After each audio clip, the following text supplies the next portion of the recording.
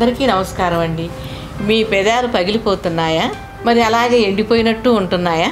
అయితే మీ పెదాలపైన చర్మం పాడైపోయినట్టేనండి.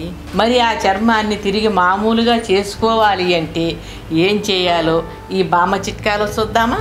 ముందుగా కావాల్సిన పదార్థాలు పంచదార, కొబ్బరి నూనె, నిమ్మకాయ. ముందుగా ఒక బౌల్ తీసుకుందామండి.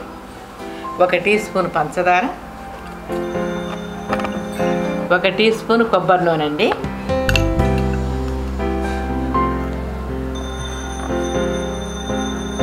ఒక 1/2 టీ స్పూన్ నిమ్మరసం అండి,